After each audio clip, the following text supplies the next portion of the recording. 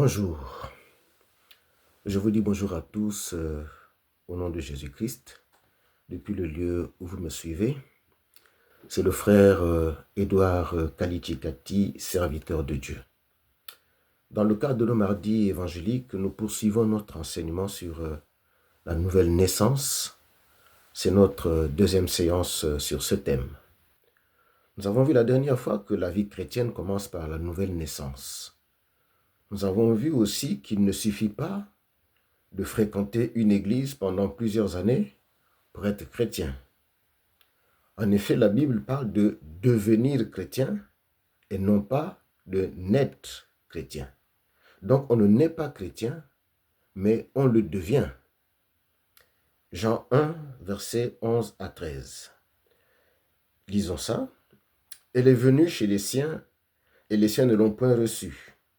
Mais à tous ceux qui l'ont reçue, à ceux qui croient en son nom, elle a donné le pouvoir de devenir enfants de Dieu, lesquels sont nés non du sang, ni de la volonté de la chair, ni de la volonté de l'homme, mais de Dieu. » Ce passage nous parle de Jésus-Christ présenté comme la lumière. Ce passage dit que celui qui reçoit Jésus-Christ, donc la lumière, devient un chrétien. Devient un chrétien, j'insiste. Cela confirme le fait que tous ceux qui disent qu'ils sont chrétiens depuis leur enfance, ou bien qu'ils sont chrétiens depuis leur naissance, parce que nés dans une famille chrétienne, ne sont en réalité pas des chrétiens. Ils ne sont pas convertis. Revenons à Nicodème dont nous avons parlé la dernière fois. Jésus-Christ lui avait dit qu'il fallait qu'il naisse de nouveau. Et il était étonné par ce discours auquel il ne comprenait rien. Il demanda alors à Jésus-Christ comment peut se faire la nouvelle naissance. Cela est écrit dans Jean 3, verset 9, où il est écrit ceci. Nicodème lui dit, comment cela peut-il se faire? C'est là que Jésus-Christ entreprit de lui expliquer ce que c'est que la nouvelle naissance et comment ça se passe. Lisons Jean 3, verset 14 à 16. Il est écrit ceci. « Et comme Moïse éleva le serpent dans le désert, il faut de même que le Fils de l'homme soit élevé, afin que quiconque croit en lui ait la vie éternelle. Car Dieu a tant aimé le monde qu'il a donné son Fils unique, afin que quiconque croit en lui ne périsse point, mais qu'il ait la vie éternelle. » Dans sa réponse, Jésus-Christ rappelle d'abord un épisode de l'Ancien Testament dans lequel le peuple de Dieu devait être sauvé en regardant le serpent d'airain. En effet, à cause de leur péché, les enfants d'Israël, lors de la traversée du désert, avaient été sanctionnés par Dieu. Des serpents brûlants mordaient les gens et ils mouraient. Après avoir assisté à la mort de plusieurs d'entre eux, les enfants d'Israël reconnurent leurs péchés et ils se repentirent. Alors, sur les instructions de Dieu, Moïse fit un serpent d'airain qu'il suspendit au bout d'une perche. Tous ceux qui regardaient ce serpent d'airain obtenaient la vie sauve, même s'ils avaient été mordus par les serpents brûlants du désert. Cette histoire nous est rapportée dans le livre de Nombres, chapitre 21, versets 4 à 9, que vous pourrez lire. Dans la suite de sa réponse, Jésus-Christ, la réponse qu'il donne donc à Nicodème, Jésus-Christ annonce que Dieu, dans la nouvelle alliance, a donné son Fils unique pour que les gens soient sauvés par lui. C'est le verset 16 du livre de Jean au chapitre 3 qui dit ceci, car Dieu a tant aimé le monde qu'il a donné son Fils unique afin que quiconque croit en lui ne périsse point, mais qu'il ait la vie éternelle. La nouvelle naissance est donc un acte au cours duquel une personne, après avoir pris conscience de la mauvaise vie qu'elle mène, décide d'accepter Jésus-Christ comme Seigneur et Sauveur de sa vie. Convaincu de péché, la personne doit prononcer cette formule de sa bouche. Dire « Je reconnais Jésus-Christ comme Seigneur et Sauveur ». Dire à Jésus-Christ « Je te reconnais comme mon Seigneur et mon Sauveur ». Se reconnaître pécheresse, donc la personne doit se reconnaître pécheresse et confesser ses péchés. Donc voilà les trois étapes. Reconnaître Jésus-Christ comme Seigneur et Sauveur, se reconnaître pécheur et confesser ces péchés-là et prendre l'engagement de les abandonner. Lisons Romains 10, versets 9 à 10. « Si tu confesses de ta bouche le Seigneur Jésus, et si tu crois dans ton cœur que Dieu l'a ressuscité des morts, tu seras sauvé. Car c'est en croyant du cœur qu'on parvient à la justice, et c'est en confessant de la bouche qu'on parvient au salut, selon ce que dit l'Écriture. Nous comprenons donc que la nouvelle naissance est un rapport particulier avec Jésus-Christ. La nouvelle naissance n'est donc pas l'attachement à une église donnée. Ce n'est pas l'attachement à un serviteur de Dieu quelconque. Mais la nouvelle naissance consiste à donner sa vie à Jésus-Christ, à s'attacher à Jésus-Christ. L'attachement à une église produit des religieux, alors que l'attachement à Jésus-Christ produit des chrétiens. Voilà la différence. Quand on s'attache à une église, mais on est simplement un religieux. Mais lorsqu'on est attaché à Jésus-Christ, à ce moment-là, on est un chrétien. Être religieux, cela ne conduit nulle part, sinon en enfer. Il est évident que lorsqu'on est membre d'une église, on y est attaché. Nous le sommes tous. On n'a pas envie de la quitter. Mais l'attachement dont je parle, celui qui produit des religieux, c'est un attachement sans le moindre rapport avec Jésus-Christ. Il arrive des moments où vous demandez à quelqu'un s'il est chrétien et il vous répond « Je suis catholique » ou bien « Je suis protestant » ou bien « Je suis salutiste » ou bien « Je suis de telle assemblée, assemblée X ou assemblée Y » ou encore « Je suis chez le pasteur un tel » ou encore « Je suis chez le prophète X ou Y ». Ce genre d'attachement-là à une communauté, à un serviteur de Dieu, sans relation particulière avec Jésus-Christ, c'est celui-là qui produit des religieux. Je rappelle que le mot chrétien découle de Christ. Donc chrétien, c'est celui qui est d'abord attaché à Jésus-Christ, celui qui croit en lui et qui le reconnaît comme Seigneur et Sauveur. C'est celui-là qu'on appelle un chrétien. La nouvelle naissance est l'œuvre du Saint-Esprit qui se sert donc de la parole de Dieu. Personne ne peut naître de nouveau sans entendre la parole de Dieu et y croire. Et personne ne peut naître de nouveau sans l'œuvre du Saint-Esprit. Lorsque nous écoutons la parole de Dieu, le Saint-Esprit nous convainc que nous sommes pécheurs et que nous avons besoin d'un sauveur qui est le Seigneur Jésus-Christ. Ceci est écrit dans Éphésiens 1,13 qui dit ceci: « En lui, vous aussi, après avoir entendu la parole de la vérité, l'évangile de votre salut, en lui vous avez cru et vous avez été scellés du Saint-Esprit qui avait été promis. » Voilà ce que déclare la parole de Dieu dans Éphésiens 1,13. Donc on doit d'abord entendre la parole de Dieu, croire à cette parole, et alors on est scellé du Saint-Esprit. La nouvelle naissance n'est pas publique, comme la naissance physique. Car quand un enfant naît, tous les témoins le voient tout de suite. Par contre, la nouvelle naissance, c'est une action intime entre Dieu et l'intéressé. La personne qui a été convaincue de péché se reconnaît pécheresse, reconnaît Jésus comme Seigneur et Sauveur de sa vie. Dieu qui voit dans le secret le sel du Saint-Esprit, c'est-à-dire lui donne le Saint-Esprit. Et cette personne devient un chrétien, un enfant de Dieu. Cela s'accompagne naturellement de la confession des péchés et de l'engagement à les abandonner.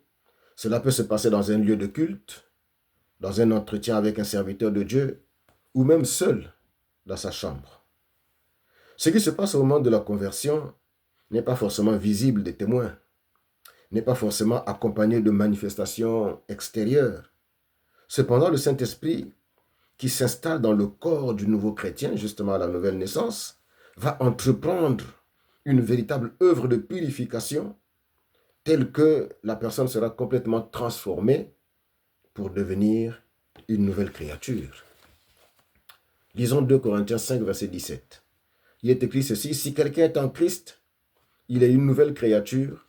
Les choses anciennes sont passées. Voici, toutes choses sont devenues nouvelles. » Le nouveau chrétien, après avoir confessé ses péchés, sent la nécessité de se débarrasser de tout ce qui ne glorifie pas Dieu dans sa vie. Il sent la nécessité de se séparer de certaines personnes susceptibles de le ramener dans la vie de péché. Il sent la nécessité d'éviter désormais certains milieux qui ne glorifient pas Dieu. Il sent la nécessité de mettre de l'ordre dans sa vie, etc. C'est le Saint-Esprit qui produit cette nécessité, ce désir ardent de changer, de ôter certaines choses, de purifier sa vie. Lorsque les Thessaloniciens se sont convertis, la Bible dit qu'ils ont abandonné les idoles. Lisons 1 Thessaloniciens 1, verset 9 à 10. Car on raconte à notre sujet quel accès nous avons eu auprès de vous et comment vous vous êtes convertis à Dieu en abandonnant les idoles pour servir le Dieu vivant et vrai et pour attendre des cieux son Fils qu'il a ressuscité des morts, Jésus qui nous délivre de la colère à venir. Ils étaient donc des idolâtres, les Thessaloniciens, avant leur conversion. Ils étaient attachés à des idoles, comme on en voit beaucoup aujourd'hui. Mais après leur conversion, ils avaient ressenti la nécessité de se débarrasser de ces choses-là, de ces choses qui ne glorifient pas Dieu, des idoles. Les Éphésiens, par contre, pour leur part, certains d'entre eux en tout cas, ils avaient décidé de se débarrasser de leurs livres de magie et les avaient brûlés publiquement. Lorsque les Éphésiens se sont convertis, la Bible nous rapporte donc que certains parmi eux avaient pris leurs livres de magie, ils les ont amenés et publiquement ils les ont brûlés. Lisons Éphésiens 19, versets 18 à 19. Plusieurs de ceux qui avaient cru venaient confesser et déclarer ce qu'ils avaient fait. Et un certain nombre de ceux qui avaient exercé les arts magiques, ayant apporté leurs livres, les brûlèrent devant tout le monde. On en estima la valeur à 50 000 pièces d'argent.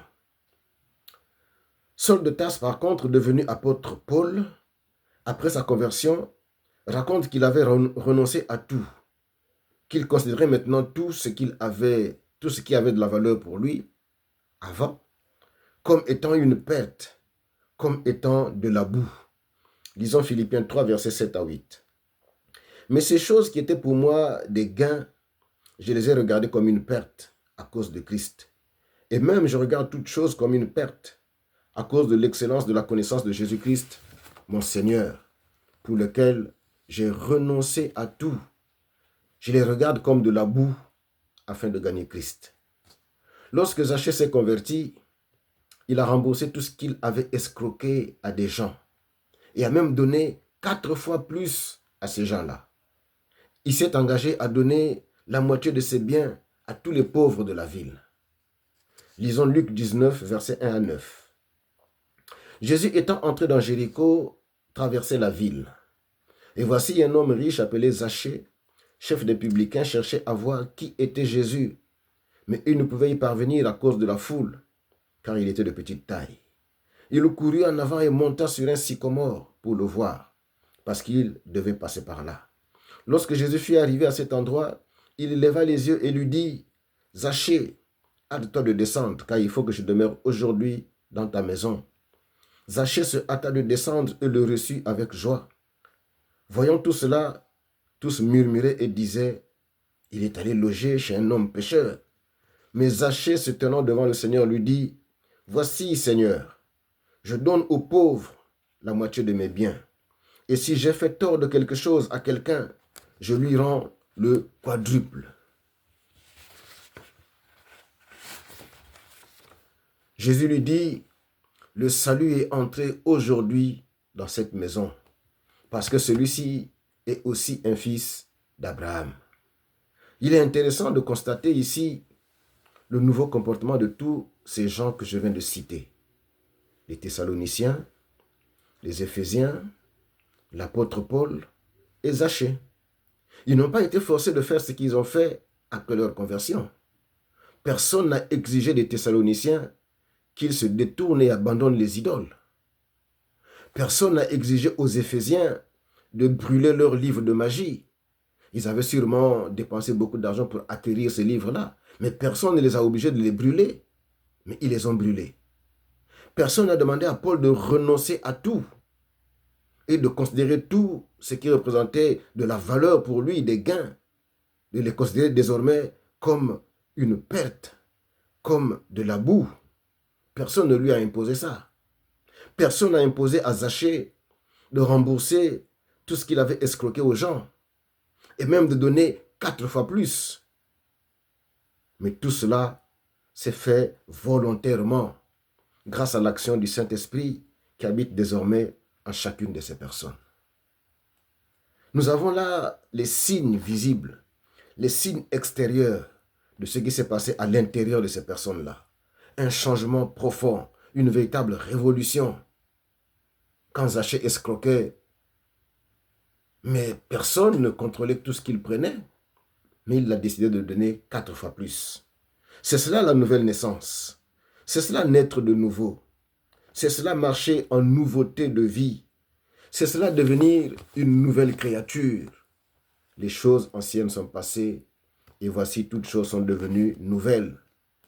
Figurez-vous que les habitants de Jéricho, qui connaissaient Zachée, ce chef des publicains qui escroquait les gens et qui s'est enrichi dans l'escroquerie et les rapines, lorsqu'ils l'ont vu tout rembourser et payer 4 fois plus, lorsqu'ils l'ont vu donner la moitié de ses biens à tous les pauvres de la ville, ils ont véritablement réalisé qu'il y a eu un profond changement en cet homme, une véritable nouvelle naissance. On ne peut pas se convertir, vivre l'expérience de la nouvelle naissance, sans qu'il n'y ait le moindre changement. Si tu dis que tu es devenu chrétien, alors que tu es toujours dans l'ivrognerie comme avant la conversion, tu es toujours dans la débauche comme avant ta conversion, tu es toujours dans le vol ou le mensonge comme avant ta conversion, tu es toujours dans le vol, ou le mensonge comme avant ta conversion, comme je l'ai dit tout à l'heure, ça veut dire qu'il y a un problème. Ta conversion est sûrement à revoir. Ou en fait, il n'y a pas eu de conversion du tout. On dit souvent que on ne peut pas rencontrer Jésus-Christ et rester le même. Ce n'est pas possible. Une vraie conversion produit toujours des grands changements, produit toujours une véritable renaissance. C'est ça une vraie conversion. Parfois, on voit malheureusement des personnes prétendument converties demeurer dans les mêmes vices qu'avant leur pseudo-conversion. En fait, lors de la conversion, si des péchés n'ont pas été confessés, si des choses qui ne glorifient pas Dieu n'ont pas été ôtées, alors l'intéressé demeure captif, incapable de se débarrasser de certains péchés. Il reste lié. Repartons dans l'histoire de Simon le magicien. Après avoir fait mine de se convertir, l'ancien et célèbre magicien fut baptisé et s'associa aux convertis de la ville de Samarie, participant à toutes les activités. Il constata que les apôtres Pierre et Jean réalisaient des miracles et des prodiges. Ils imposaient les mains à des personnes et ces derniers recevaient le Saint-Esprit. Alors il pensa à sa gloire passée et voulut lui aussi avoir le même succès. Il voulut avoir dans l'Église le même pouvoir qu'il avait dans le monde. Il déclara qu'il était prêt à payer le prix pour avoir ce pouvoir-là aussi. Dans sa réponse, l'apôtre Pierre fit une déclaration importante lorsqu'il a répondu à Simon le magicien. Lisons Acte 8, versets 18 à 24. Lorsque Simon vit que le Saint-Esprit était donné par l'imposition des mains des apôtres, il leur offrit de l'argent en disant « Accordez-moi aussi ce pouvoir afin que celui à qui j'imposerai les mains reçoive le Saint-Esprit. » Mais Pierre lui dit « Que ton argent périsse avec toi, puisque tu as cru que le don de Dieu s'acquérait à prix d'argent. Il n'y a pour toi ni part ni lot dans cette affaire, car ton cœur n'est pas droit devant Dieu. Repends-toi donc de ta méchanceté et prie le Seigneur pour que la pensée de ton cœur te soit pardonnée, s'il est possible. Car je vois que tu es dans un fiel amer et dans les liens de l'iniquité. » Simon répondit, « Priez vous-même le Seigneur pour moi, afin qu'il ne m'arrive rien de ce que vous avez dit. » Pierre avait dit à Simon, « Ton cœur n'est pas droit devant Dieu. » Verset 21.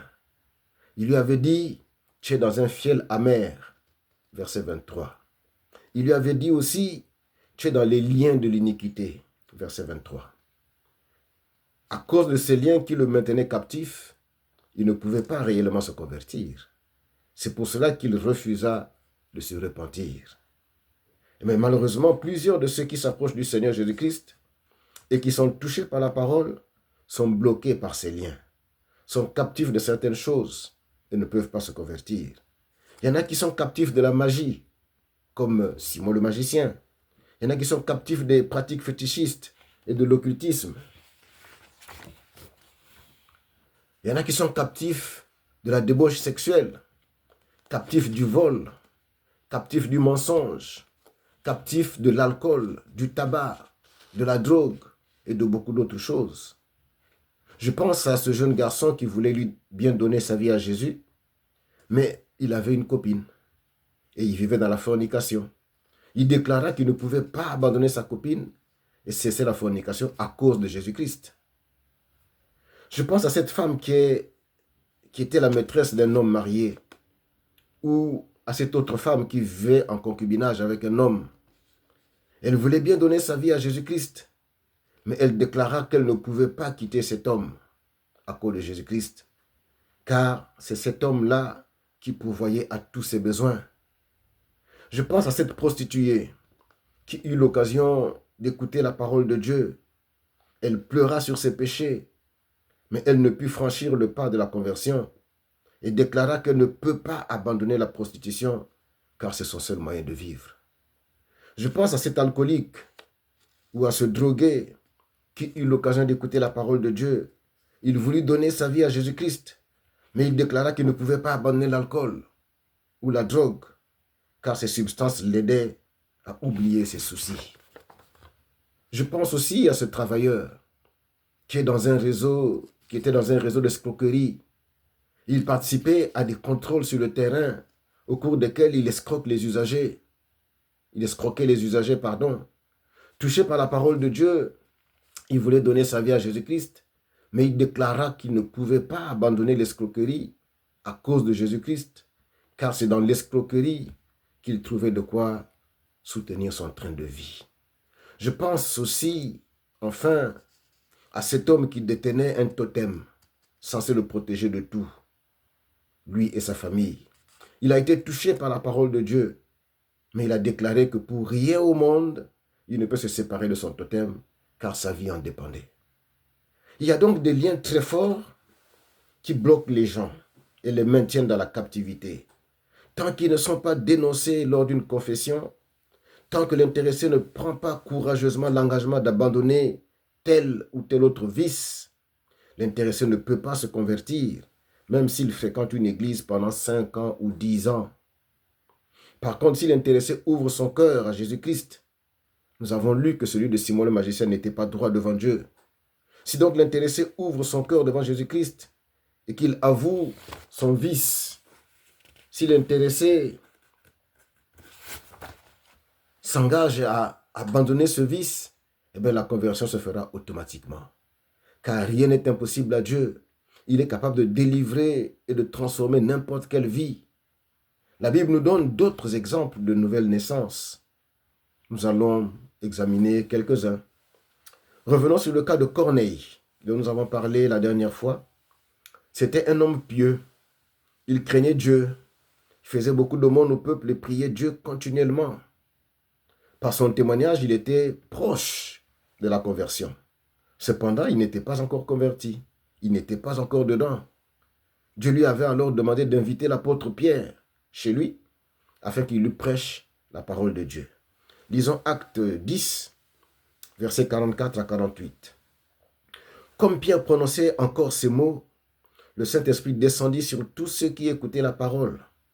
Tous les fidèles circoncis qui étaient venus avec Pierre furent étonnés de ce que le don du Saint-Esprit était aussi répandu sur les païens, car ils les entendaient parler en langue et glorifier Dieu. Alors Pierre dit, « Peut-on refuser l'eau du baptême à ceux qui ont reçu le Saint-Esprit aussi bien que nous ?» Et il ordonna qu'ils fussent baptisés au nom du Seigneur, sur quoi ils le prièrent de rester quelques jours auprès d'eux.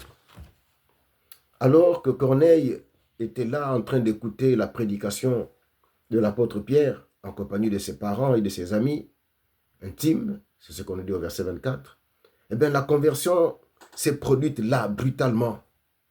Ils se sont mis à parler en langue et à glorifier Dieu. Pourtant, Corneille craignait Dieu depuis longtemps. Il priait continuellement et était pieux. Mais il avait fallu attendre que l'apôtre Pierre vienne lui prêcher la parole de Dieu pour qu'il se convertisse véritablement. Avant cela, il n'était qu'un religieux. il n'était pas encore enfant de Dieu. Parlons maintenant du geôlier de la ville de Philippe.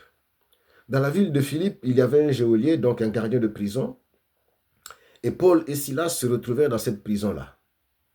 Une nuit, il se produisit un événement extraordinaire qui conduisit le geôlier à la conversion. En effet, pendant que Paul et Silas priaient et chantaient dans la prison, ils chantaient les louanges de Dieu dans la prison, vers le milieu de la nuit. Il y eut un tremblement de terre qui ébranla toute la prison et les chaînes de tous les prisonniers se cassèrent. Le geôlier, voyant cela et ne pouvant expliquer comment tous les prisonniers se retrouvèrent libres, il voulut se suicider. Mais l'apôtre Paul le stoppa. Lisons Acte 16, verset 28 à 34. Paul cria d'une voix forte, « Ne te fais point de mal, nous sommes tous ici. » Alors le geôlier, ayant demandé de la lumière, entra précipitamment et se jeta tout tremblant aux pieds de Paul et de Silas. Il les fit sortir et dit, « Seigneur, que faut-il que je fasse pour être sauvé ?» Paul et Silas répondirent, « Crois au Seigneur Jésus et tu seras sauvé, toi et ta famille. » Et ils lui annoncèrent la parole du Seigneur, ainsi qu'à tous ceux qui étaient dans sa maison. Il les prit avec lui à cette heure même de la nuit. Il lava leurs plaies et aussitôt il fut baptisé, lui et tous les siens. Les ayant conduits dans son logement, il leur servit à manger et il se réjouit avec toute sa famille de ce qu'il avait cru en Dieu. Le geôlier fut invité à accepter Jésus-Christ comme Seigneur et Sauveur. On lui prêcha la parole de Dieu devant tous les membres de sa famille et ils se convertirent tous et furent baptisés. C'est donc sur son lieu de travail que Dieu se manifesta dans sa vie et le conduisit à accepter Jésus-Christ comme Seigneur et Sauveur. Parlons maintenant du bandit sur la croix. Il s'agit d'un homme reconnu comme malfaiteur, un bandit de grand chemin qui était condamné à mort à cause de ses actes. Le jour où il devait être exécuté par la crucifixion, il se retrouva sur une croix à côté de Jésus-Christ. 3 croix étaient dressées, une pour lui, une pour Jésus-Christ et une pour un autre bandit comme lui. Lisons Luc 23, versets 39 à 43. L'un des malfaiteurs crucifiés l'injuriait, disant, « N'es-tu pas le Christ? Sauve-toi toi-même et sauve-nous. » Mais l'autre le reprenait et disait, « Ne crains-tu pas Dieu, toi qui subis la même condamnation? Pour nous, c'est justice, car nous recevons ce qu'ont mérité nos crimes. Mais celui-ci n'a rien fait de mal. » Et il dit à Jésus, « Souviens-toi de moi quand tu viendras dans ton règne. » Jésus lui répondit, « Je te le dis en vérité, aujourd'hui tu seras avec moi dans le paradis. » Là, sur la croix, peu avant que la mort intervienne, un des bandits se mit à insulter Jésus-Christ. Mais l'autre bandit choisit de réagir différemment. Il se reconnut pécheur, verset 41. Il déclara qu'il méritait ce châtiment à cause de ses actes. Il reconnut aussi Jésus-Christ comme Seigneur et Sauveur, verset 42. Il le reconnut comme Dieu, verset 40. Il parla de son règne, verset 42. Et il dit, « Souviens-toi de moi. » À cause de cela, Jésus-Christ lui déclara, « Aujourd'hui tu seras avec moi dans le paradis, verset 43. » Nous voyons que c'est à la croix, peu avant sa mort, donc vraiment de justesse, qu'il se convertit et obtint l'accès dans le paradis. C'est merveilleux de voir ces belles histoires de conversion, ces vies transformées par la nouvelle naissance. On peut dès lors se poser la question de savoir quelles sont les retombées de la nouvelle naissance.